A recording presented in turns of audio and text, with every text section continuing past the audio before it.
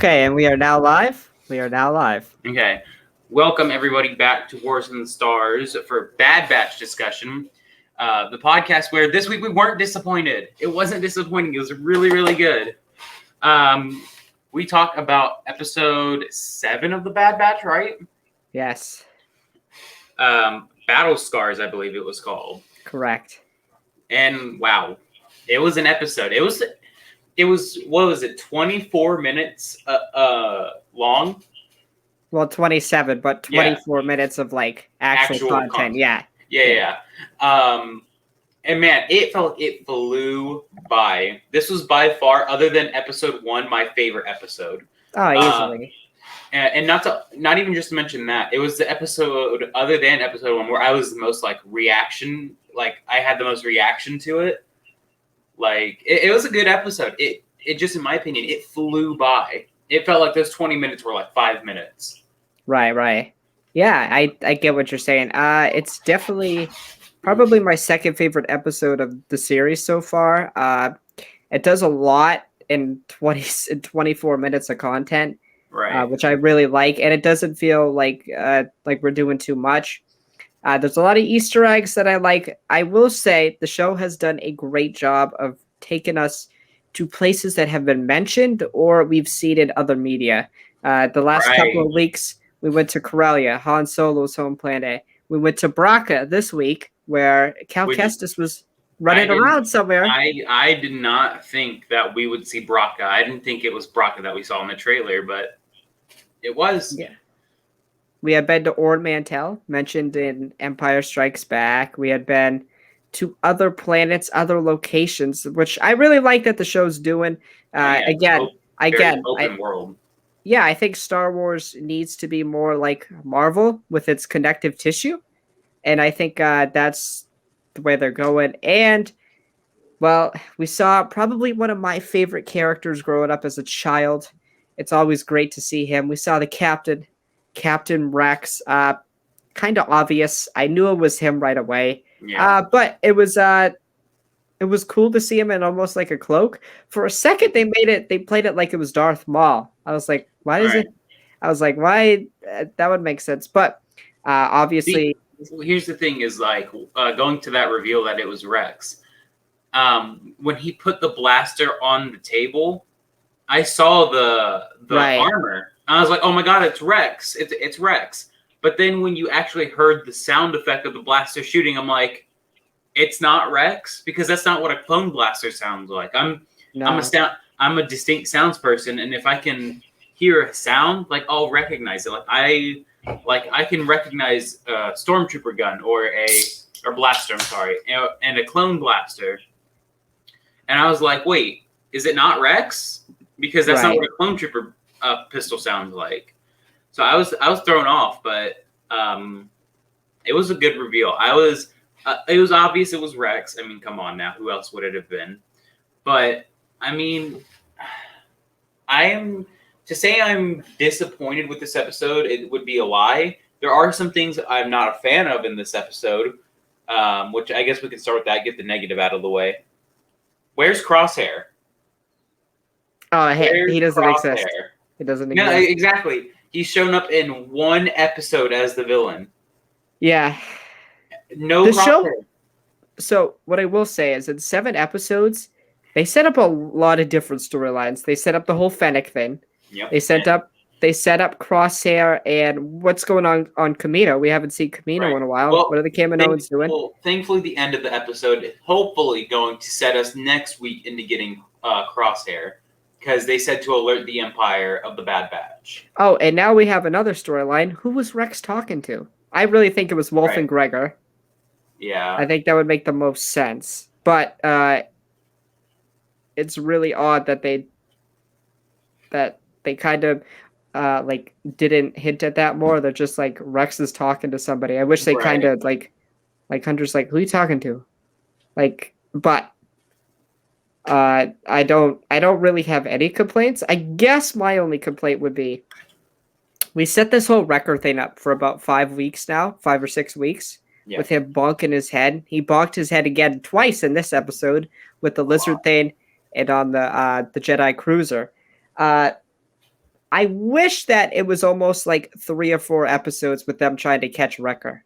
Like I Yeah. really like just having it for one episode. It's like okay, now it's just not a problem. Right, and the other Did thing is they go ahead. solved it too. They solved it too fast. They You think fixed so? Wrecker too fast. I'm with you in the camp that this should have been a multi-episode thing. Someone who's been like me, who's been watching things like the Arrow recently, you have these overarching stories that take multiple episodes. Like they don't get solved one episode and done. There's a character that is reoccurring and is a thorn in the Arrow side, but he doesn't just resolve it in one episode. But with the Bad Batch, it was over in minutes. Like Wrecker was only activated for 5 minutes, maybe total, not maybe even less, probably like 3 minutes. Which like we saw how scary he was. Like he was gonna shoot Omega. It was terrifying. Like top 10 terrifying Star Wars scenes. I mean, it was up there. I mean, that's it. I just wish that I wish it went on for longer and that it didn't just be like, oh, now he's fixed. I'm really confused about what set him off. What activated it? Well, I think it was the thing that Tech put on his head. Okay. Like it was basically trying to find the chip, and it was probably sending a bunch of waves to the chip to activate. So somebody had mentioned, I can't remember who it was, that they mentioned Jedi in Order 66, like before Wrecker goes under. So maybe when he hears the words Order 66, that's when the chip activates. Now you know what I just thought about? I have no idea though. Order 66 is like the Winter Soldier activation words. Right. Damn. Could you imagine that, bro? Like all of them just become like super soldiers. Like Bucky kind of super soldier, like unkillable. Well, they're essentially, this episode continues to confirm that the clones understand their actions. They just can't undo them. They can't stop it. They can't stop it. Because Wrecker says, I didn't want to shoot you, but I couldn't stop it. And you know what else is sad is Rex's PTSD in this episode. Okay, so I do want to talk a little bit about that. So it caught me off guard at first. I'm like, yo, are they going to make him like a villain or something? Is this why he like disappears for so long? And then I thought about it. I'm like, okay, so the episode is titled Battle Scars. Now that's talking most likely about like Wrecker's face, because Wrecker's face is all messed up. Right? Sorry to cut you off here, but when I saw Battle Scars, I knew Rex was showing up in this episode. Right. Because of the quote from Star Wars Rebels, battles leave scars, some you can't see. Right. So and that's a scar you can't see is the emotional distress someone goes through while committing Order 66. Right. But I think that you're saying, the deeper meaning of the title is that Rex has a lot of emotional trauma. Because Rex has been through a lot, man. Rex has been through, he's been there since the beginning. He says, I don't want to see you. He's going to kill him. That's the whole, he wants to kill him. And he wants to kill him not just to protect himself, but he knows the damage that they can do because he saw it. He himself is the only clone, one of the only clones that we see resist it. He actually resisted it for a good few seconds, right? He starts to cry and he's like, stand back. But it was really interesting because I caught me off guard at first, but it made me realize that Rex's rationale makes sense that he wants to kill the Bad Batch because they're essentially a threat to the galaxy. They're essentially a threat not just to him, but to his friend. Ahsoka's still alive. He's basically wants to protect Ahsoka still. Yeah. So that's his whole rationale. Yeah, I mean, which is just crazy because if you think about it, the Bad Batch doesn't take place too far away from those scenes in Clone Wars when Rex has the chip activated. Right. So, although this episode was kind of playing it off like Rex, like it had happened years ago, this probably only happened at max a few weeks ago to Rex. I would say 6 months. No. few months? No, I'm Because saying weeks. no. Because this episode presents it as that the Bad Batch has been with Sid for some time now. I didn't get that feeling. I got Really? the feeling that they maybe did one more. I feeling like they did one more job before the job that we see them opening up on. So Okay. I'm saying at most maybe a month since Okay. the initial order for Order 66. That's fair. I really think it's 4-5 months maybe. That's what I'm thinking. I mean, because we don't know how time passes in Star. We don't know. He just like with all things in Star Wars, like we're told that there was a 3-year gap from Attack of the Clones to Revenge of the Sith, but Anakin looks completely different.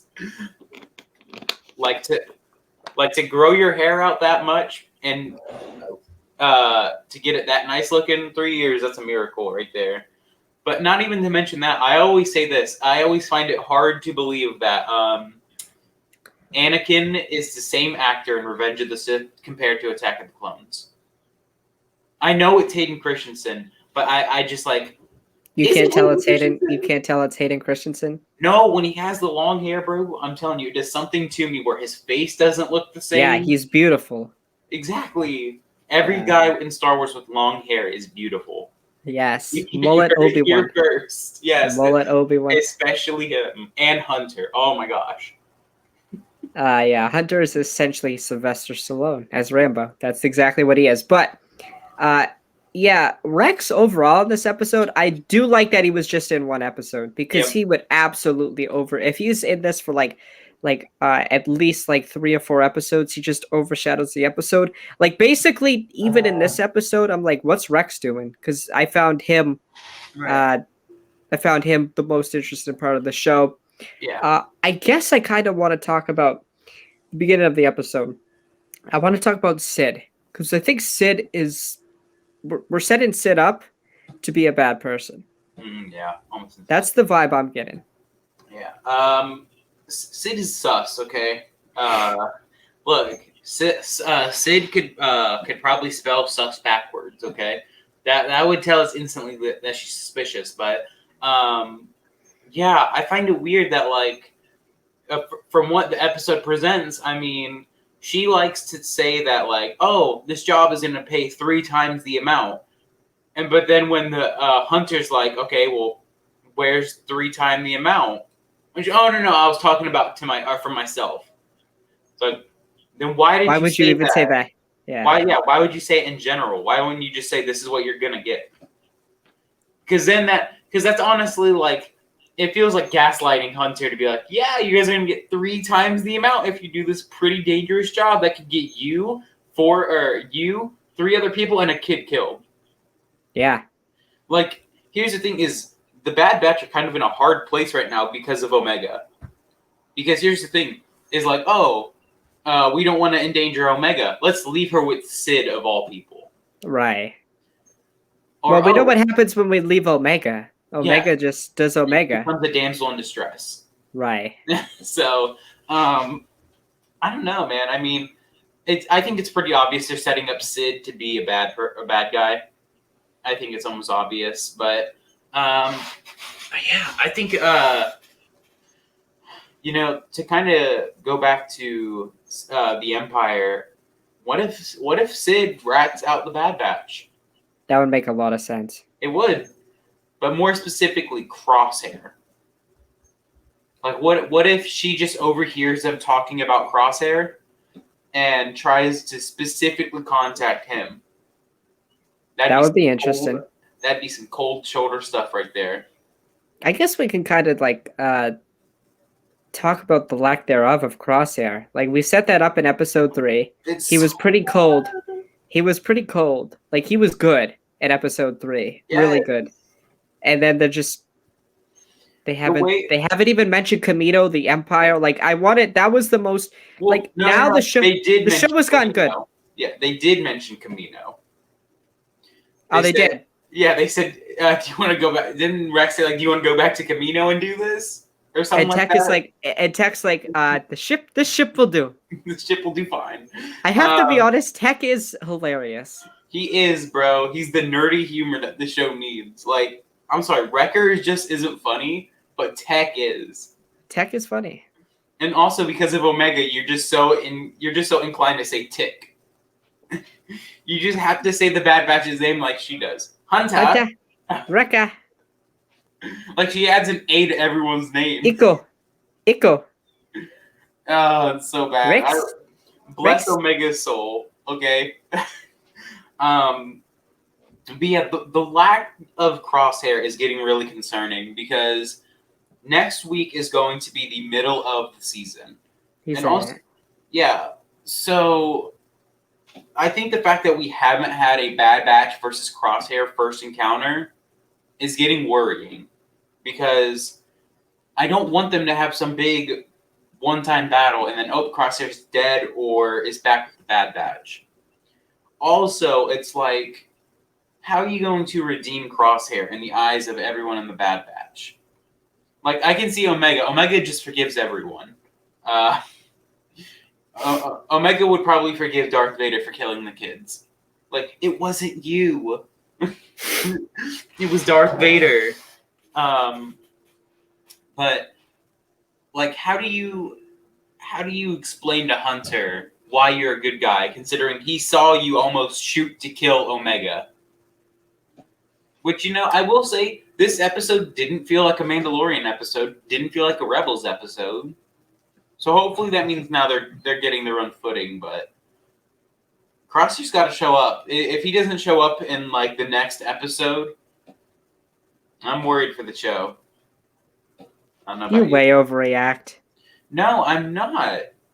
He is the villain of the show. Like, we haven't even seen a clone trooper apart from the Bad Batch and Rex. I will say, to talk about the clones, it's very interesting how they talk about how we have to stay low profile, but yet we're the most recognizable armor on the planet. Yeah, not to mention, if you see someone like Wrecker's face, he looks like he's been shot in the side of the face. At least Rex wore a cloak. Right. Even though you could see the leg armor still, he wore the helmet around. Look, a cloak is a cloak, okay? He's doing his best. He's doing better than the Bad Batch. They just straight up walk in the street with their armor.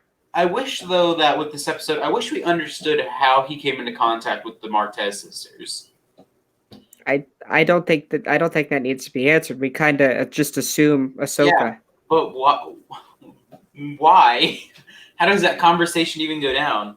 So where were you after you left? Oh, I was staying with someone called the Martez sisters. Yeah, that's the conversation of the show with them. And so if you ever need them, you can just here's their phone number. R7. That's it. It's basically the explanation. I just wish they went into, like, why the Martez sisters more, other than, like, they gave R7, but I don't know. Okay, that's fair. What else can we talk about? I'm trying to think through the episode here. Oh, Braca. No, I have one thing I want to talk about before Braca, because I think Braca is an interesting thing, but there's one thing that I'm just like, And that is, so when Rex was talking about removing the chips, after they removed Wrecker's chip, he was like 3 to go. I thought we already established that Echo's chip got basically destroyed because of the cybernetic implants in him now. Maybe. And also, how do you take the chip out of him? Because in the side of their head where they do the slit into it, there's kind of like some robotic parts there. Do they just do it at the top of his head? Like, just cut it out and just pull it out and put it back? What I was gonna say is it doesn't look like Hunter had his, like, removed. Yeah. Well, maybe. I don't know, because he wears the headband, so he could have easily just covered it up with the headband. But I don't know. I mean, I wish we would have gotten to see more of them. Like, for instance, what if like, for instance, Tech went last? Like, I know he went second, but what if he went last, and what if one of their chips activated? Like, we saw a lot of them hitting their heads in this episode, like Hunter especially. Yeah. Bro, I say Wrecker would be scary when his chip activated. I think Hunter would be the scariest. Why? Because he's like a deadly tracker. Dude, again, not only is he's basically the or the Winter Soldier of Star Wars. I mean, enhanced senses, great fighter, agile. Wrecker's just Hulk. Right, yes. I mean, it's very clear that... Which is terrifying. Yeah, it's obvious that the Bad Batch is pretty inspired from the Avengers. Sorry if you can hear my printer going. Again, you have Wrecker based off of Hulk. You have, I say Hunter's based off of Captain America. And you can fill in the rest there, but... Echo is Black Widow, right? Right. Yeah. No, I mean... Sorry, my printer sounds like it's dying right now. Hold on. Okay, but like that is someone who I would want to see instead of Wrecker's Hunter. Have his chip activated and see how the Bad Batch do against that. That'd be scary. Oh my gosh. Well, they got their butt whipped against Wrecker. But could you imagine it against Hunter? Someone smaller. I think it'd be just as tough, maybe even tougher, like you're saying. But yeah, but could you imagine this when Rex stuns Wrecker? What if he accidentally just shoots him? Just shoots him. That would be bad. Dead. Sorry. I just wish death upon every clone. Apparently. Surprised you even remember their names week to week. Right. Isn't Tech the one with the weird arm?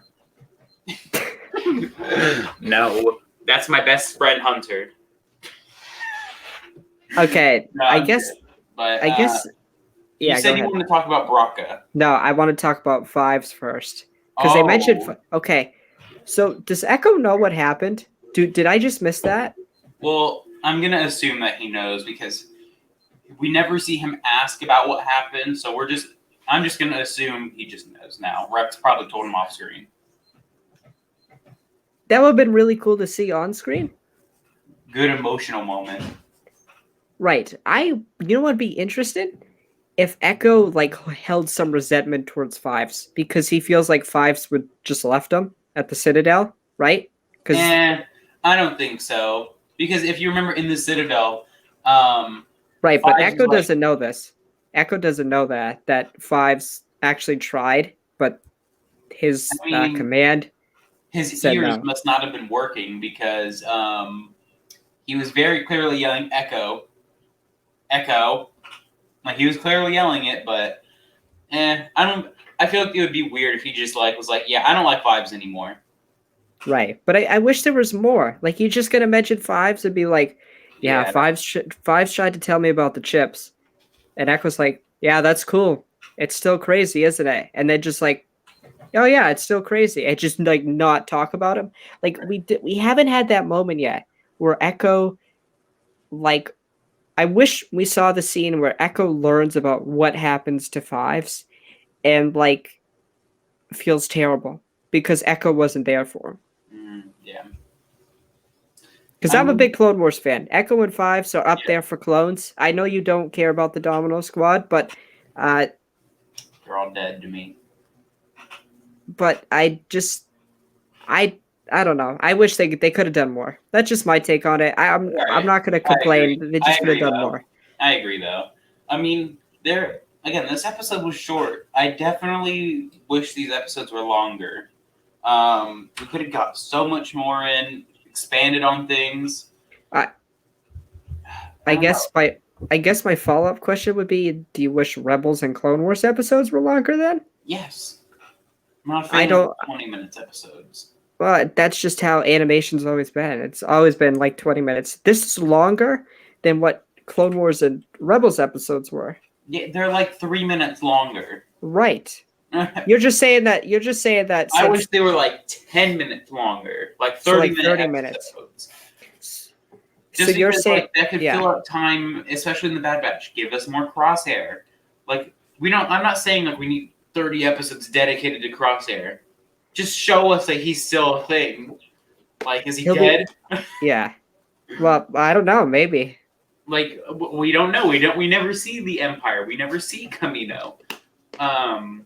We haven't seen any like clone troopers besides the Bad Batch, like you were saying, in a while. I don't know what's going on. Like we haven't even seen like just a basic stormtrooper or clone trooper.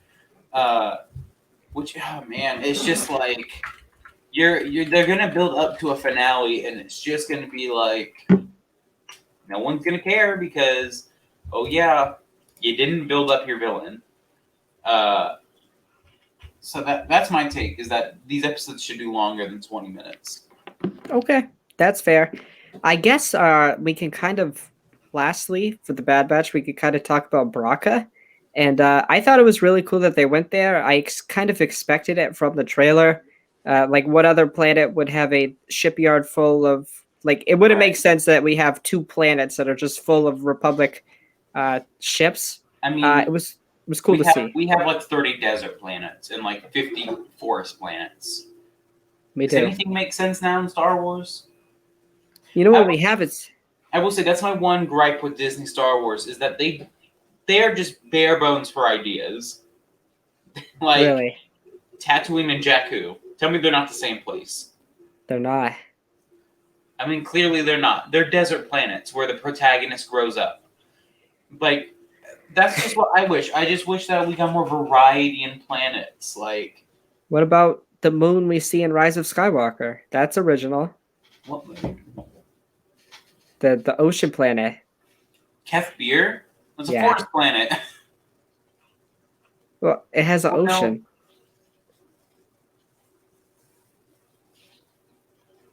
Trying to think. Hold on. Give me a sec. I don't know. I can't think. Well, I'll be here forever thinking. But, like, no. I'm saying, like, where are the, like, I want more original planets, because Kef Bir is something that's, like, it was probably at one point mostly a wooded, wood-bone planet. Think we have so many other things that we could do. Like, the only real unique planet, I will say, like, there are a few unique planets in Star Wars. Exegol, Mortis, yes. and well, that's not even a planet. I mean, it kind of is. I know what you're saying, though. Yeah. Like location, like major location. Right. And I'd say Cloud City is one of the most unique ones. Coruscant? No, that's kind of just like a city of buildings or a planet of buildings, and we see that a lot. Like if you've well, no, this is an official planet, Terrace. It's almost the exact same thing. Naboo's pretty. Naboo's pretty, but it's another forest planet. True. But Brock, they have an underwater city. Full of Kef Bir has a Death Star. Yeah, but true. Well, I understand what you're saying, but I think Braca is a pretty unique planet. Just a planet full of ships. And I would like to see Braca before it became a scrapyard. I think it was controlled by the Separatists, if I'm not mistaken. What did it look like? Was it a forest planet? I don't know. I feel like it's always been a scrapyard. If you watch or if you play Fallen Order, you know there's like a huge tentacle creature in like the ground. Right, I heard about this. So like I would want to see that before, all the scrap came. So what I understand is this giant thing's like a Sarlacc, except it eats metal? That's what I think it is. I mean, I don't know. No. Yes. I thought it was a Sarlacc. I was like, oh, okay. Weird to have a Sarlacc just in the middle of the workplace, but... And then in this episode, we see a creature that's very similar to the one from A New Hope. It's the same species, I think. Dianoga. Yes, and it's and it instantly reminded me of the thing we see in Mando. The one that takes Grogu under. Right. Yeah. That was my first thought. And then I remembered the thing from A New Hope, which is cool, the trash monster. Trash monster. That's what you call him. That's how I call him. The Dianoga. Yeah, I'm just never gonna remember that. Dia and Noga. Yeah, trash monster. Okay. That reminds me of that audio that it's like the mom talking to the little baby on TikTok about like trying to say like ice cream, or no, it's the one where he's spelling Nutella out and he says peanut butter. I'll have to show you the video because that's what it just felt like. I tell you, Okay. Dianoga, and you're like trash monster. Do you think we stay on Baraka next episode? Yeah. Do we see a young Cal Kestis? No. That would be cool. I don't, because his story of Fallen Order never mentions that he comes in contact with another clone. But Right, you but know it doesn't what? have to. Dave Filoni doesn't give a shit about the books or the comics or the games, so I'm fine with that. who cares? I'm fine with that. Let Dave do Dave, man. It would be just cool to see Cal and Omega interact because they're kind of around the same age. Cal's slightly older. Cal's probably 12 or 13, right? Yeah. Well, the events of the Order 66 Fallen Order stuff would have just happened. Again, right. If it's just around like that 4-month period or month period that I was telling you about. Right. So, I don't know. Rex has been through a lot in a month then. Yeah. I mean, really? He just came from a war. Yeah. Which, you know what? I wish we would have got to see what Rex was doing on Seleucami with Cut. I think he just chilled there. I hope we see Cut again. This guy absolutely did not like. I remember you not liking the Cut episode, but now you want to see him again. I didn't say that. No, you just weren't the biggest fan. I just said it wasn't my favorite. Okay, but why do you want to see Cut again? I want a big clone uprising. I want to see all the clones versus Crosshair. Just Crosshair, though. No Empire, just him. Crosshair would win. No, Take a Crosshair. Crosshair dies, hopefully. Do you think Crosshair's... Okay, so let's make a little bit of predictions. In the next episode, we see Crosshair. We see Crosshair on Baraka. I don't know if we get the first confrontation. I think it would make sense for the mid-season episode. But yeah, I definitely think we get Crosshair. I do too. I feel like we're overdue for Crosshair. Right. We'll be at episode 8. If we don't see him, it'll be 5 episodes since we've seen or heard about Crosshair. Right. Like, it would make a lot of sense. Yeah, it's getting frustrating not seeing him because he's the big bad. You know, how are you going to build up the big bad if you're not showing him? I think this shows like the Clone Wars in a sense where it doesn't necessarily have one big bad. There's just a lot of different characters after the Bad Batch. I don't think it's the big bad. I don't. I think we've only seen 2 major bad people, and that's Fennec and Crosshair. Crosshair. And I think honestly, I think this show's gonna figure out why the ISB is after Fennec Shand.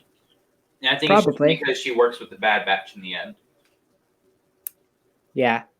Do we think we see Kamino again the next episode? We better. We got to see some more Tarkin. We got to see some more Tarkin. Yes, and we need to see him with those thick legs. I want to see what's going on. I'm just gonna gloss past that, but I just want to. Have you not seen the memes about him? I mean, I have. Legs are so thick. I mean, the guy's ferocious. Have you seen him in the comics with his shirt off, bro? He's crazy. He's old as shit, and he's a warrior. Anyone up?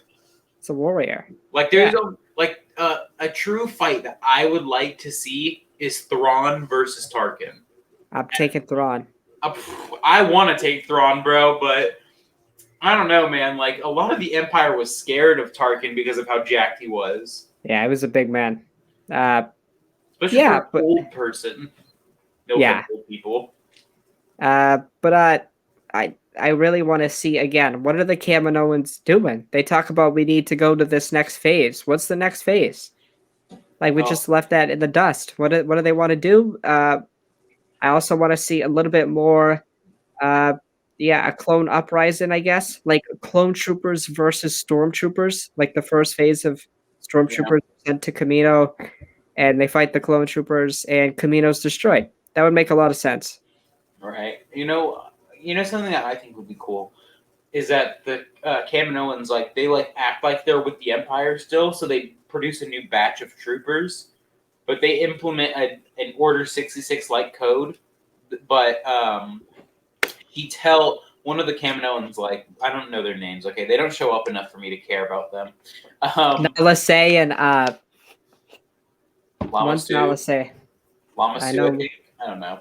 Lama Su, yeah. Nala Se and Lama Su. We got it. Look at that. So what if Yes, they guys, like? we do watch Star Wars, just in case you What knew. if they like stop the Bad Batch and they're just like, with these new batch of troops, you have to say this command and they'll do whatever you say. Bam, turn them against Crosshair. I don't think they're big fans of the Bad Batch. I do. Why'd they let them escape then? I think they hired Fennec I don't. because they're after Omega. I think the Empire. Why would the Empire really doesn't know anything about her? They can interrogate the Kaminoans. Okay, that's fair. All right. By the way, I guess the last thing that the Wrecker was terrifying, but I think the thing that made it really great was the music. I think the music by the Kinder Brothers was great. He was absolutely terrifying. And the last thing I want to say is we saw space or Star Wars popcorn. I thought that was really we see really it at nice. Galaxy's Edge. Really nice touch. Is that the thing at Galaxy's Edge? Yes, they sell popcorn that's like based. I think Oh no! Just crashed. Oh no, I can still hear you, but you're just frozen. I think you were frozen you on my end. I think you were frozen. You were frozen too. You were just kind of stuck, just like looking away into oblivion. No, you were frozen too. I don't know what happened there. Oh, StreamYard. Yeah. All right. You got any closing thoughts? I gave this episode a 9 out of 10. 9 out of 10, by the way. Same here. I gave the first episode 10 out of 10. Oh, 1 out of 10. That wouldn't have surprised me with you, but 10 out of 10. This was definitely a 9 out of 10. My only gripe is no Crosshair, and it should have been a little longer. I agree. Excited for next week. By the way, if Marvel and Star Wars does this for like the next year, where we get a great episode of a Marvel show and a great Star Wars episode, I'll be fine. I'll be perfectly fine. So you're not gonna see me complaining. No. I'm just happy because they moved Loki on Wednesdays. It would have been insane. It would have been terrible if it was on Friday or both were on Friday. By the way, Loki broke the streaming record for Disney Plus. Good. On a Wednesday. Good. Yeah.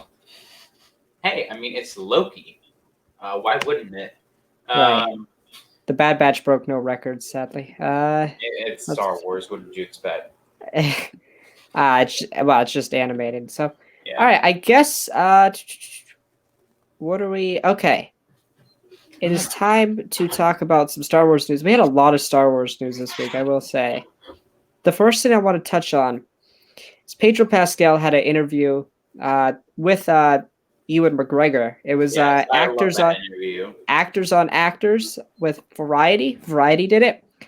And my guy, Pedro Pascal, who plays the Mandalorian, has confirmed that the season 3 of the show hasn't started filming.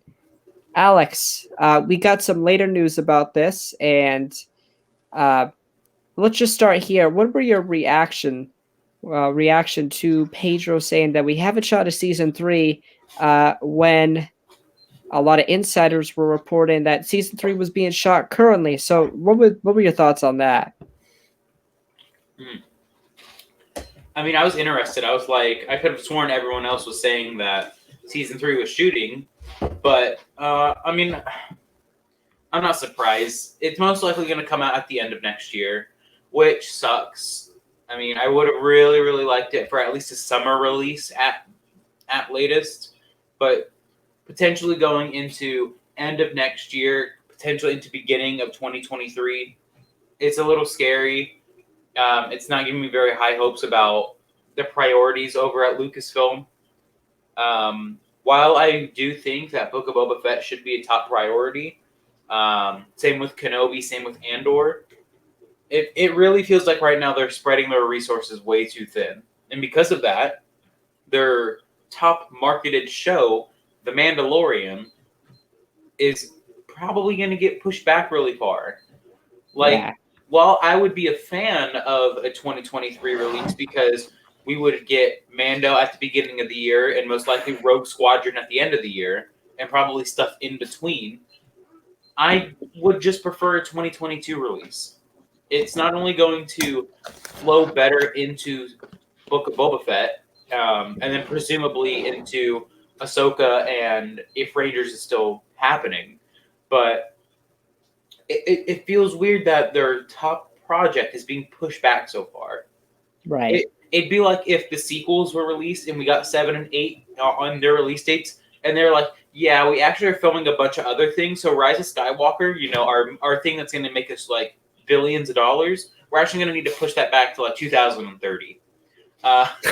It's just like where are the priorities here? Why is that not your priority? Like again, in that example, why is your movie not a priority over a TV show? But in this, it's like Mandalorian has most certainly made Disney billions of dollars. Mm-hmm. Why are you not going to push for that to be the top priority? It's probably been the biggest thing in the Disney Star Wars era. I think we would agree on that. Maybe the only thing in competition is the Force Awakens. Right. But it's crazy that Mando is probably going to come out in 2023, end of 2022. Yeah, so here's a couple of reasons why I think this is happening. Number one, Book of Boba Fett took longer to film because of COVID. Yep. So Book of Boba Fett started filming around the time Mando Season 2 was being shown to us. So they're still working on that, Dave and John were saying. And actually, I thought about it just like a couple of minutes ago before we started the show. I don't mind that they've delayed it because I think John and Dave just need to focus on one thing at a time. I kind of worried when they announced the 4 shows that they were doing too much. So I kind of like, take your time a little bit with this. Get Boba Fett right. Boba Fett's an important character. You got to get that right first. Dave's doing a lot. Dave's doing 5 shows. He's at least working on. And Pedro Pascal's filming The Last of Us July the 5th. So that's his top priority. He signed a contract with HBO. So there was no way they were going to film the season in time. And there was rumor last year that he was upset about the whole helmet thing. I don't know how much. I don't think he was very upset. I still think he loves being the Mandalorian, but it's tough to act with a helmet on the whole time. I think he's going to have his helmet on a lot less in season 3, I would assume, or I would hope so. I think he's going to have it off less, mostly just because of how season 2 ended, with him now becoming comfortable with removing it. Right. Especially in front of other people. Which, I can imagine that conversation with, like, Cara Dune. Like, so that's what you look like. I could have imagined you differently.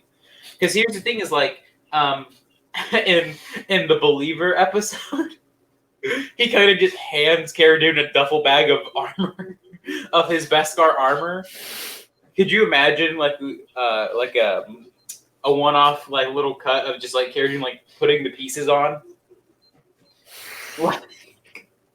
Like Cara Dune dresses up as him. Oh my god! Some of the stuff you think of, and that's another reason why the show's probably delayed. I think Cara Dune had somewhat of a role, probably. So I don't know what they're gonna do with her character. I don't think she'll be relevant. I personally like Cara Dune a lot, so kind of stinks, but it's what it is. It happened. Her character was like a good, solid 5 out of 10 character. She was a good character. I liked her. She was interesting. She kicked ass. She did her thing, but it happens. Part of the business. For a character like her, I mean, when you see a tough woman character, I see a lot of, not to call out any certain version of fan, when they see tough women character, they think it's always to appeal to women power. Strong women. Women power. Like, go girl. But no, I mean, Cara Dune was just like, she was just a badass. Just a badass because she was a badass. And one of my favorite scenes in the show is when we see the 4 girls Right.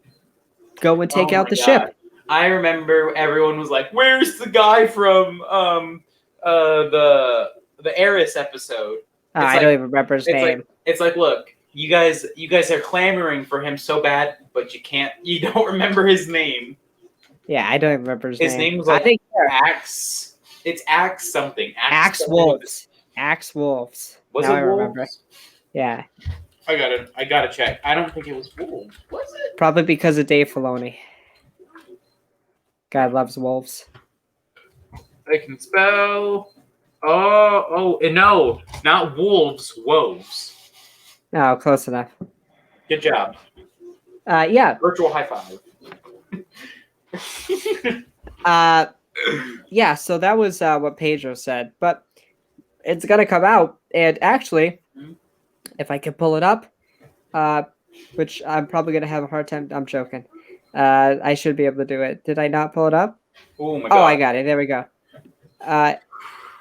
Mando season 3 is purportedly set to begin filming in late 2021 or very early 22 once production wraps up on Obi-Wan Kenobi, which I'm very confused because Collider reported that one of the reasons they can't film Mando season 3 is because Obi-Wan is taking up the space. I'm like, really? That makes no sense to me because you guys have infinite money and you could build a volume literally anywhere.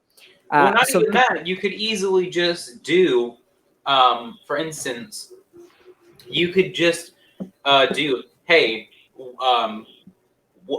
these days of the week we're going to film Kenobi, and these days of the week we're going to film Mando. Like, especially now that production on Kenobi's about to start wrapping up. Oh, like, no, this is no. It's not even close. Well, They're a month in. I know. I'm just saying, like, when it starts, as it's starting to go along and it starts to wrap up, like, come on, you're trying to tell me that, like, you guys can't, like, do some off days, right? Like, because not all actors work 24/7, 7 days a week. So definitely on days where, Ewan or whoever needs to be away. I mean, come on, like let someone. Probably because of COVID too, protocols, but those should be relaxed too with the vaccine and the new regulations we have. Yeah, so, I was gonna say, I don't know. The COVID restrictions are lowered now if you're vaccinated, which unfortunately there's not a legal way to tell if someone's vaccinated. Like you're not legally forced to show someone your vax card. So unfortunately, we're going on a trust system now, which right, Americans in trust.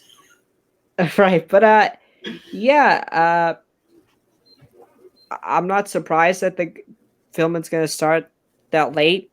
Pedro's number one priority is The Last of Us. I really don't believe the thing about they can't get time on set. Like that's a little. I don't believe that. It's BS, especially because again, like you said, they can just build another volume. Right. Like they could build a volume at Pinewood. Right. I mean, literally, there's so many different things that they could do, but they're not. So clearly, it's not a priority. Yeah, not just that. Plus, I don't think that's really the case. I wish there was more clarification from Lucasfilm. But that's. I wish we got some stuff like how Marvel's doing it, where like the director goes out there and like makes it like how Taika just released photos announcing that Thor Ragnarok just finished up filming. Love and Thunder, yeah. Yeah, or did I say Ragnarok? Damn it. It's all right. It's all right. It's a good film, so I don't mind you bringing it up. It's like that. It's like you don't have to show us any big set leaks or set whatever. You don't have to show us anything like that. Just a post, a tweet, an Instagram post, whatever, a TikTok for all I care, saying, "Hey, we have just finished filming on Kenobi," which I really, really hope they get a better name than Obi-Wan Kenobi. That's the show name. It's such a bad name. Disney's so uncreative when it comes to names. Like, wow, can you think of the name of the movie for the Black Widow movie? Black Widow. I don't mind it. Why wait. not name it after the character? Can you guess what the name of a show about Falcon and Bucky Barnes is called? Falcon and the Winter Soldier. Guess what? We have a show about Wanda and Vision. What should we name it? WandaVision. Like, again, it's so... That's somewhat creative. It's not just Wanda and Vision. Right. It's WandaVision. The only real creative name for a TV show recently that I can think of, or a movie recently, for Star Wars, or yeah, just TV shows, because obviously the movies have a lot of things for Marvel and Star Wars, is the Book of Boba Fett. At least it wasn't called Boba Fett. So yeah. Yes. To that point, sorry to cut you off here. I need to rant a little about this. You have a show called The Mandalorian, and guess what everyone calls the main character? Mando or Mandalorian. It's so unoriginal. It's so like they put so little effort into the name. Like that would be like if we named Revenge of the Sith Darth Vader. like you know how the how in Lego Star Wars the Complete Saga they have like the chapters, and it's kind of like based around the events you're playing in, and how I think it's like the last episode of the Revenge of the Sith levels. It's literally just called Darth Vader. So it's just like, bro, what do you think's gonna happen in that? So Attack of the Clones would just be called Clones. Clones. The Phantom Menace would be called a shit show. Oh my gosh! Well, no, it's just like Episode 4 would be called Older Vader. No, Older Vader. Just Luke Skywalker. Episode 5 would just be Empire. Just Empire. And then episode 6 would be Jedi. But no, I mean it's like episode 7 would be Force. Then episode 8 would be Jedi again. No, Jedi episode 8 would just be Last. Yep. And episode 9 would be Rise or Skywalker. So no, it's like there you go, Lucasfilm. I named your movies. Come on, dude. Like you can't think of any original names like Loki. Really? Well, that's how they draw people in. If we called Loki the God of Mischief, I mean, I think people would catch on who are Marvel fans. But if you're just a casual, you're gonna be like, I don't know who the God of Mischief is. God. I'm not interested. What if the show? I know it wouldn't make sense, but what if it was called the Show of Mischief? Oh, that's more creative. That would get me to beat off to it, dude. That's what it should be called. What would you want to? What would you call the Mandalorian? The show of Armor Shiny Guy. Okay. I think the Mandalorian is by far the most fitting thing because season 1. So what do you want Kenobi called? Desert Man? Literally anything else other than Desert Man. Literally other than just Obi-Wan Kenobi. I mean, what about Andor? You like that name? No.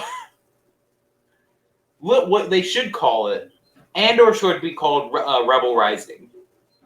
Or Rebels Rising. I know that's the name of a book, but who gives a shit, okay? That would be a better name, because it's about the inner workings of the early rebellion. Right. We presume. There we go. Rebels Rising. Starring Cassian Andor. Right. Who cares? Just don't name it after the character. Like, again, for a show like The Mandalorian, it made sense because at the beginning of the show, or the first season was about just him. But then season 2 opened up to other Mandalorians and what it meant to be Mandalorian. Right. But it still fit within the title.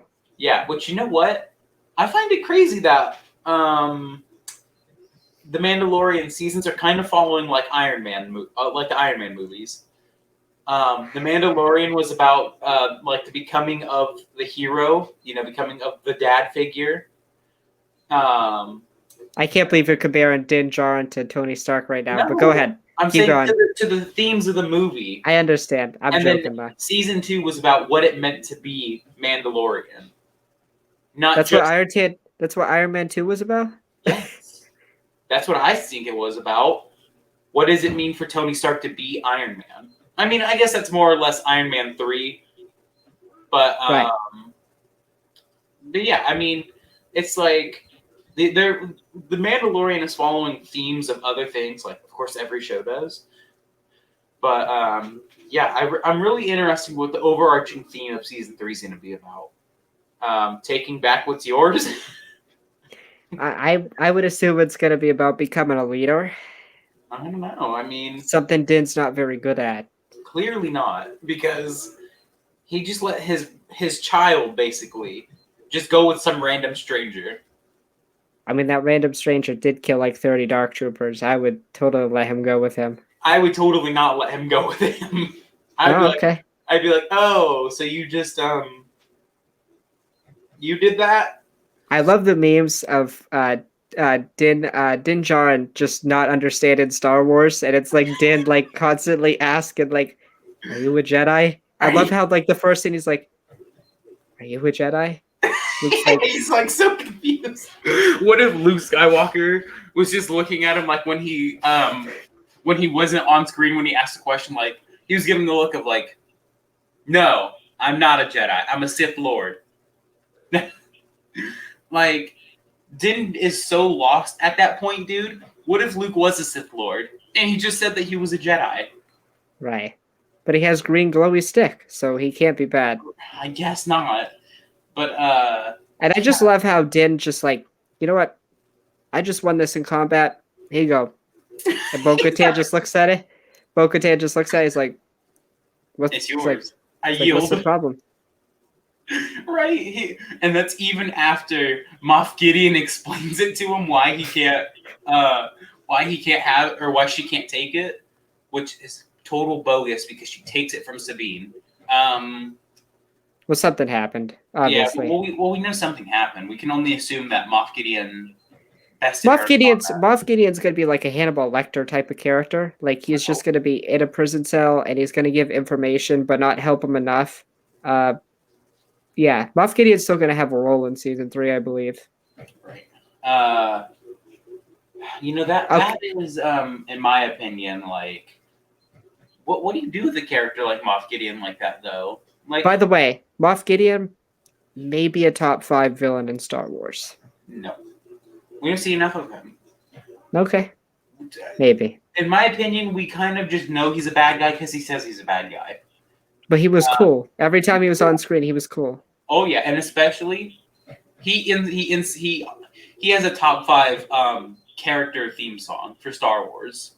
Yes. Are we talking about the end of season 1?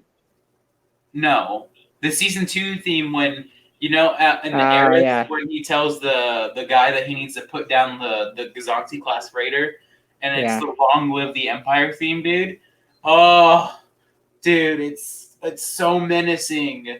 It's like the Imperial March, but on fucking steroids, dude. Giancarlo Esposito was great. That's all I want to say.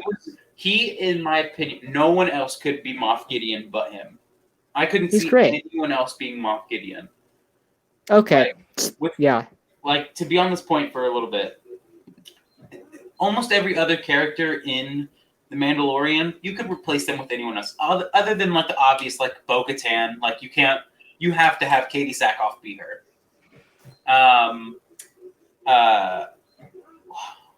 Din Djarin, you can't replace him with anyone else but Pedro Pascal.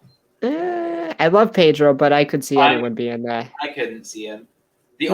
Maybe the only other person, who I think would be a cool Mandalorian, Ryan Reynolds. I don't know why. I'm about to watch Deadpool. Like, I'm about to buy the movie. But I love Ryan Reynolds. Like, I've seen a lot of his movies. Dude, he would be a badass villain now that I think about it. What? You don't think he's that? I don't think Ryan Reynolds would do Star Wars. I don't either, but a man can hope, right? Okay. We got to get off this Mandalorian topic. We've talked about it for too long. basically, Talk basically to about it wrap more it than up, the Bad Batch. Mando is not filming for a variety of reasons. Cara Dune, also because of Pedro Pascal's schedule with The Last of Us. Dave and John got to focus on the Book of Boba Fett. So there's a multitude of reasons why it's not filming right now, and that's okay. I am a little bit disappointed, but let's talk about some more positive news. We got a lot of Andor news this week, and it wasn't set leaks for the first time in a while. We have some. We have Alex's favorite character coming back. Yeah, my absolute favorite. And here we go. The daddy himself. Here's the cast. Herrera. Here's the cast. We have Diego Luna, wait, the great Diego Luna. We have Forrest Whitaker, who was also in Black Panther, great movie. Yes. Ben Mendelsohn as Orson Krennic. He's in everyone's favorite Captain Marvel. And Geneva O'Reilly as Mon Mothma. I'm pretty sure she played her in. She did. Rogue One. She did. So that's the cast. Let's talk about Saw Gerrera and Orson Krennic being in the show. It makes a lot of It makes a lot of sense that Saw Gerrera is in the show. Obviously, this show is going to deal a lot with the darker side of the rebellion. The rebellion is not all just hope, as it's presented. It's a dark, gritty, pretty much terrorist. They're terrorists. Like, no, there's no easy sugarcoat way to say it. The rebellion is a terrorist organization. Saw Gerrera is textbook terrorist. Oh yeah. I mean, like he literally assassinated people. Have you seen the clip from Rebels of him and Mothma talking? Yes. Like, dude, that legit. She spells out the differences between the rebellion and Saw Gerrera. Right. He takes people hostage. He kills civilians. And Rebels and Mon Mothma was right in the end, I guess. Well, yeah. I mean, like, if you think about it, like, he had to turn on Ezra and all of them because he was so driven on that kyber crystal that he was going to kill people that he just worked with. Right. And that's the difference between the rebellion and Saw Gerrera, which I hope we get to see. I hope we get to see more of it from a point of view that it's not such a straight black and white line. It's more blurred than Mon Mothma was trying to make it seem. Because, like, if you think about it, like, Phoenix Squadron in themselves has killed tons of people. Like, just those 6 alone have killed tons of people by themselves. Like, could you just imagine what everyone else was doing? Right. Especially when you have people like Ahsoka Tano as one of your informants. Right. Like, are you trying to say that, like, that good... Oh, I'm sorry. Open TikTok by mistake. Are you trying to say that good part of the rebellion is just sunshine and rainbows 24/7? And right. Drop stuff now. But that's what I think Andor needs to be about. And it is... You know what? I would honestly like to see Saw Gerrera be the big bad of the show. Like a perspective big bad. If you know what I'm trying to get at. Yeah, I kind of get what you're getting at. I don't think Saw is going to have a big role, but I think we're going to see, again, the show is going to be darker. I really think that's the tone we're going to get, and I think we're going to see Saw carry out some bad acts, and I really think that the show it's not going to present the Empire as good guys. I think the show is, like you said, the lines are going to be blurred. What is good and what is bad? Like, the rebellion is doing maybe a good thing, fighting against the Empire, but are their tactics good? I mean, Cassian, look at what Cassian does at the beginning of Rogue One. He literally kills a dude. Yeah, like a crippled guy at that, too. Right. And that's the other thing is, Disney has been really filling in this what's happened before A New Hope. We have Rogue One, we have Kenobi, we have Andor, we have Bad Batch. Rebels, Bad Batch. So we're getting a lot of that, and we're getting a lot of ideas of what are good things that people do. with Rebels, we're perceived as what they're doing as good because they're doing it for an entire planet full of people. We see what the Empire is doing to that planet, but to a lot of people, the Empire is nothing but a positive change from the Republic. Because with many people, they were in debt or they were broke when the Republic was around. But the Empire comes up and all of a sudden they're rich. They're prospering. So it kind of reminds me of what Loki talks about. He says something in the latest episode. The greatest lie to humans is song about freedom. Freedom, right? So basically, Loki and essentially the Empire believes in protection or before freedom, right? Like freedom's like people don't have the liberty to make their own choices because people and Loki's and the Empire sense make the wrong choices most of the time. So they believe in protection or forcing people to do something. That is not good. That is not good, obviously, because people can't make their own choices and live a happier life if they want to. Well, not even that. Like, Anakin brings it up in Attack of the Clones. Like he's basically saying that he would be all for a dictatorship if it works. Right. Which is essentially what he helps create. Yeah, I mean, he creates a dictatorship because he makes people get into a room and agree. So, and that's exactly what he was saying in Attack of the Clones needed to happen, was people should just get into a room and agree. And Padme fell in love. And somehow Padme fell in love with him after him basically saying that he'd be down for a dictatorship. Interesting. Which, again, it's, I'm someone who really believes that some of the best characters always have some of the worst intentions. Like Darth Vader, for example. He has good intentions, or he has good thoughts. Like he wants to make sure everyone's not suffering. He doesn't want slavery, but the way he wants to do it is a dictatorship by telling people what to do. Like you said, protecting people. Right. Sounds an awful lot like slavery to me. Yes. Which, again, in Clone Wars, we even see Anakin, like, in the Zygerian arc. Like, look at how he reacts to Zygerian slavers. Right. Like that face that he does, that very, very bad face that he does. The one where he, like, he squishes, like, the thing, and he goes, oh, it's like that. It's like that very hideous face. It's like, look, like, yeah, Anakin, maybe you have good ideas and you want the best, but look at how you intend to do it. You intend to be a dictator over people. You intend to tell people what to do because I think that's what, it works. I think that's what the theme of Andor is going to be. The rebellion is not, the rebellion in canon has been presented as, oh, we are built on hope. We are the glitter side of the galaxy.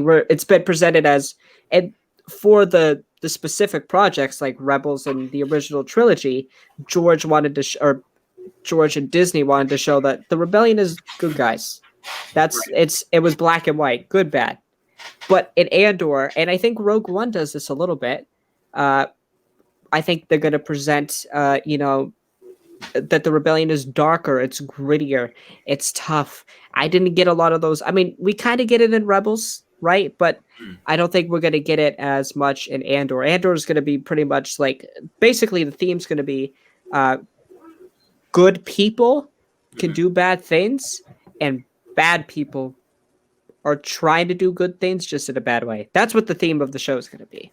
Right. I mean, I think it's going to be interesting. I think Andor is going to be an interesting show. I'm definitely anticipating it now more than ever, but right.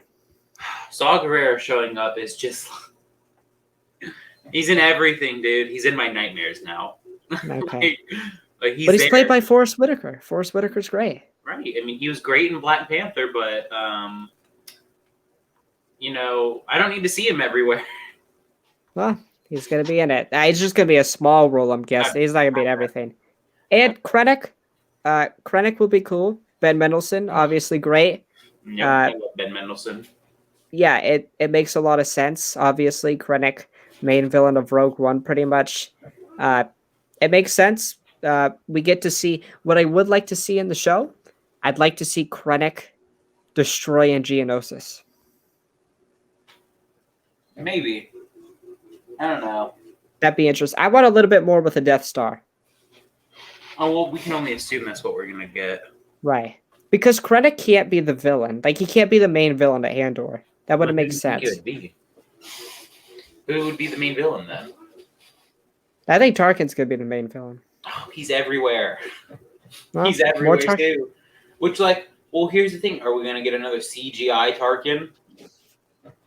Maybe. I mean, I didn't mind it in Rogue One. I don't care. Like, with Bad Batch and Andor, I don't need Vader to be in it at all. Right. Yeah. Because, I mean, it'd be cool to see Vader, but, like, too much. Like, he needs to be limited.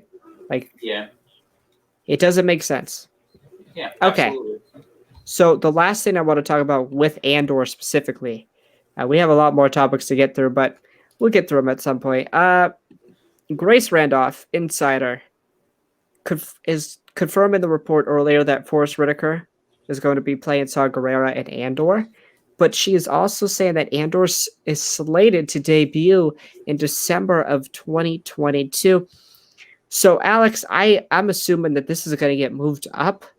I don't know when Grace got this report, but I assume it was before everything with Mando Season 3. I think it would make sense that Andor comes out summer. Summer or fall. Summer would make, fall or summer would make sense. Because I think Mando Season 3 is going to come out that time now. Yep.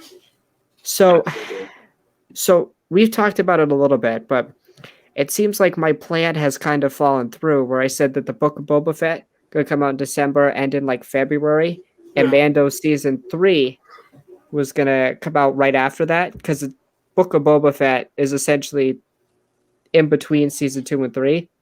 Season 2.5, baby. And it was going to tie right into Mando Season 3. Like, we'd see Boba Fett in Mando Season 3, maybe. Mm-hmm. But that's fallen through, obviously. So Boba Fett from December to like February, and then I originally thought maybe Andor in February, but I guess not. So I don't know what's the second show that's going to come out. Kenobi. I doubt it. When do you think Kenobi's going to come out? Summer of next year. I do too. I mean, look, I don't know. Okay, the Star Wars shows, dude, they feel so. A lot of them feel like they're centered around so much uncertainty now, especially because the Mando Season 3 report. So, I don't know. I mean, I would like Mando Season 3 to come out a little, faster than possibly 2023. It would kind of feel weird to have Mando stop in 2020, and then we don't see anything till 2023. Well, there have been reports that Mando Season 2 to Season 3 has a little bit of a time jump. Yeah, hold on. Yeah. So that would make a little bit of sense that, like, in real time, we slow down with Mando a little bit, because in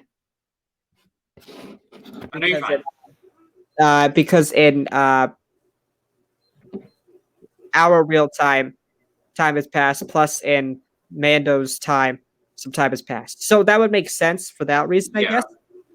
But I don't know what's going to come out after the Book of Boba Fett. And we haven't heard anything about Visions. Visions was a thing. Oh my god. Maybe we get a droid story in February. I don't know. Bad Batch is going to get a Season 2. It has to. That's going to come out probably next year. They're probably working on that right now. Yeah. I don't know. Lucasfilm. I deleted one of my things. That's unfortunate. I can get it back. Alex, what are your thoughts, I guess, on like the projects for next year and how it's kind of gone to hell in a matter of a week? I mean, these are all rumors and reports, so take them as you will. Take them with a grain of salt. But I think it's concerning that Mando is potentially coming out in 2023. For a lot of people, that is the most hyped project, and to really hear that it's not going along very well is not good. Not good at all. So with these projects, I mean, I'm hoping for the best, of course. Always am, always will. So that's just me. I think what we need to look for is that next year we're gonna have a lot next year. So missing one thing, it's not gonna be the end of the world. It's just gonna suck a little. Right. I 100% echo that. So let's, I guess, transition. I'll be back real fast. Okay. Okay. You take over. Okay. Okay, I got you. Okay, so basically we have what am I doing? We have Ewan, not Ewan. Excuse me. Liam Neeson has reported or has said that he's not going to be in Kenobi. As we can see here, it says, "I heard Ewan McGregor was going to do a series. No, I don't think so. No, I haven't been approached." So basically, guys, Liam has done some interviews and he's expressed his excitement and love for Star Wars. Obviously, he loves the Phantom Menace, which is great.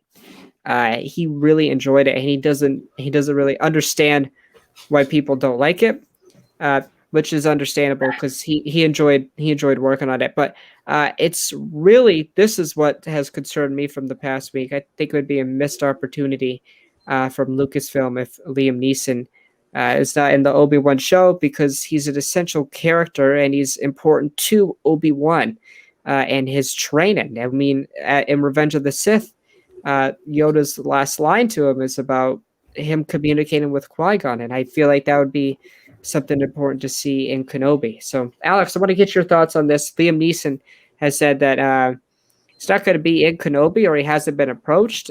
He could be lying. He could very well be lying. But, Alex, what do you think about this? BS. I think he's going to be in the show. I think he's just covering himself up. I don't know why would you not put Qui-Gon in the show, especially at the time period right now of the show.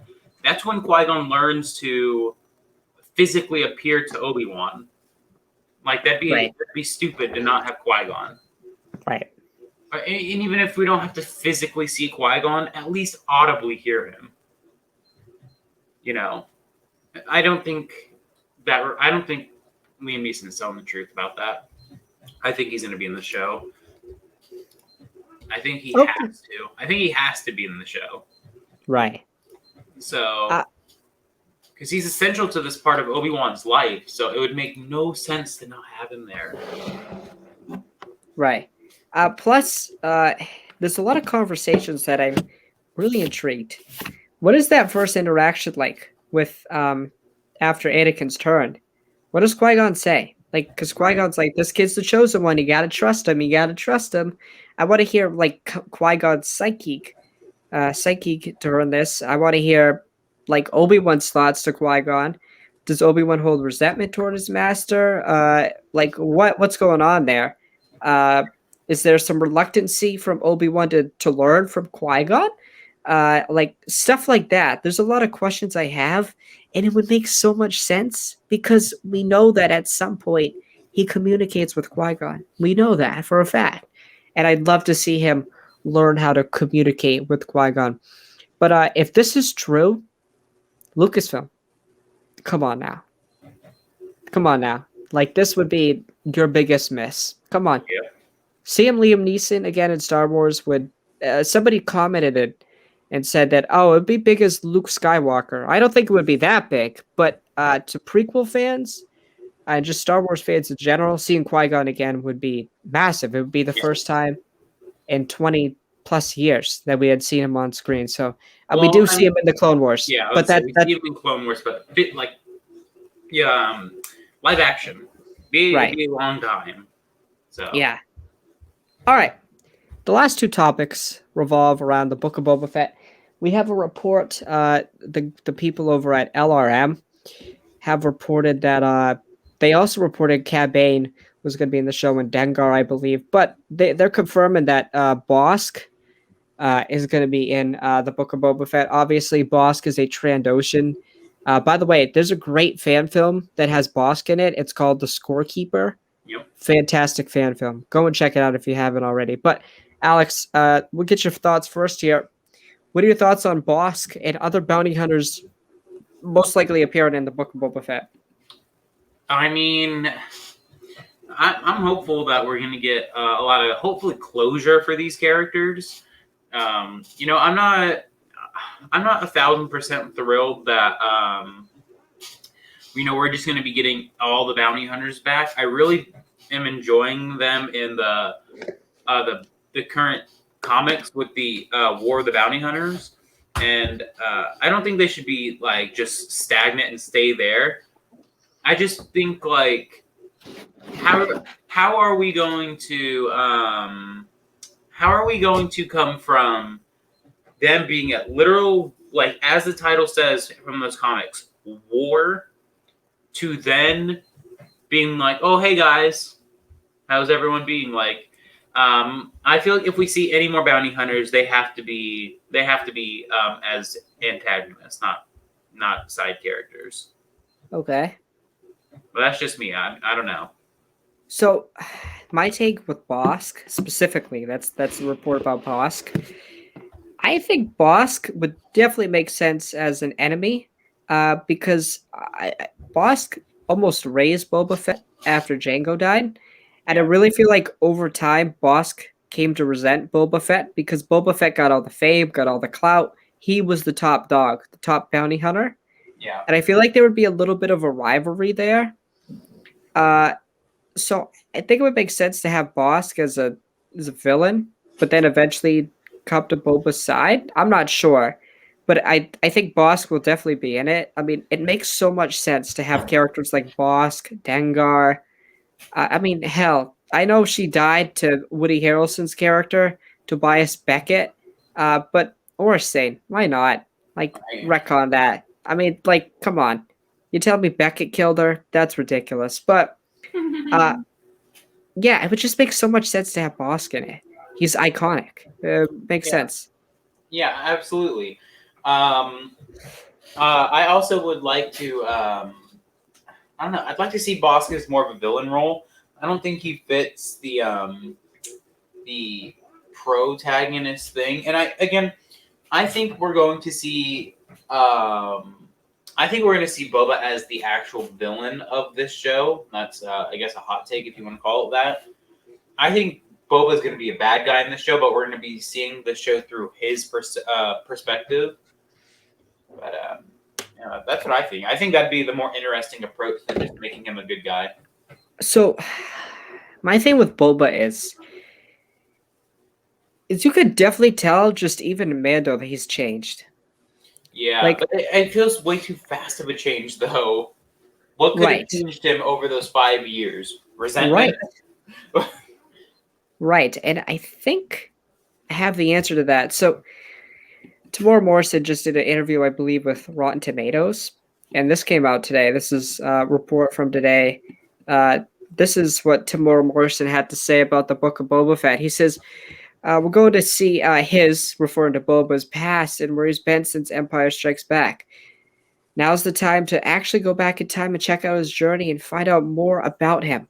Essentially, I think the show is going to a lot of flashbacks. It might have the most flashbacks of any Star Wars show. I assume we're going to see the Sarlacc. I assume something's changed with Boba's psychic.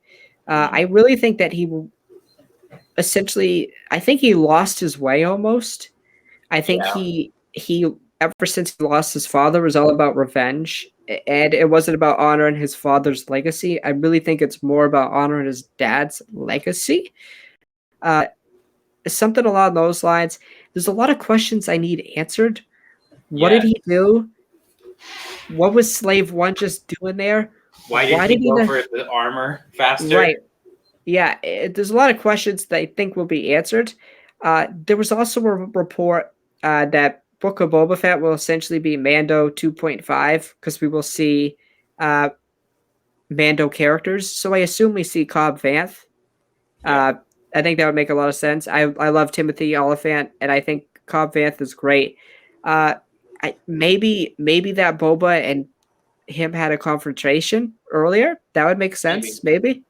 Uh, but yeah, I don't know. I really think that the show is going to be great, no matter what. But I can't see Boba being a villain now. I just don't think that's his role. It doesn't make much sense since he helped Mando out. Like, I really feel like that past Boba Fett would just be like, I'm leaving, man. I got to get out of here. I don't know. I think it's hard for me to see Boba Fett as anything but a villain.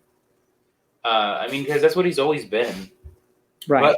But I would really like to see is more of him like he was in Clone Wars, kind of like a reluctant bad guy. Like we have the reluctant hero, but what about the reluctant villain? He had a chance to kill another clone trooper, but he didn't because of maybe he thought it looked too much like himself or his father to do it. So maybe I would like to see more of that. Maybe have him be as more of a reluctant hero. He served his time with Din. Grogu came back in Din's possession, so he's no longer in debt to Din. Right. So it's a lot of interesting things. Like, why does he go back to Jabba's palace? Why is he so obsessed with the throne? What is he gonna do now that he's on the throne? And there's a lot of questions I have. Again, I don't Lucasfilm knowing them. We'll probably get a trailer a day before the show drops, and we won't hear anything else. But I don't know. There's a lot of questions I have. But I'm really excited overall. Just hearing Tamora Morrison be excited about the show is definitely cool. And we're definitely going to see the Sarlacc pit. We're definitely going to see what happens. We have to. We have to see how he escaped. Right. So that's we talked about a lot in an hour and a half. That's all we have. Alex, you want to end the show for us? Sure. Sorry, someone texted me on Snapchat. Yeah, that's wrapping up. We talked about a lot today. We talked about, of course, the Bad Batch and what better be a next episode. Mm-hmm. We better see Crosshair. If we don't see Crosshair, I riot. Okay. I will march down to Lucasfilm, and I'm gonna 3D print a Crosshair helmet. I'm gonna tape a note to it. I'm gonna throw it at them and it's gonna say, "Where's Crosshair?" We talked about, of course, the news and the rumors. Of course, we just got done talking about Book of Boba Fett and all that. So, we can find us both on TikTok on the Wars and the Stars podcast account. Mm-hmm. You can find me on Candy in My Van on TikTok. You can find Drew at Hammy Demand on TikTok. If you're seeing this now live on Twitch, thank you for tuning in. This will be posted tomorrow on YouTube. Whenever Drew over here gets time. Right. By the way, guys, a funny story before we end. Thursday, I didn't have any time to edit, so I had a class where I have time to edit, and it took the whole school day for it to download and process because school Wi-Fi. That's what you sent me. Oh my gosh. Yeah, it was miserable, but I got it up. I did it. I did my job. Guys, we will see you next Wednesday night to talk about episode 2 of Loki, the God of Mischief, Loki, and then the show of mischief. We'll be back June the 18th, Friday, June the 18th, to talk about Bad Batch episode 8. So, guys, thank you for watching, and we will see you all Wednesday night live on Twitch. Everyone have a nice night. Bye.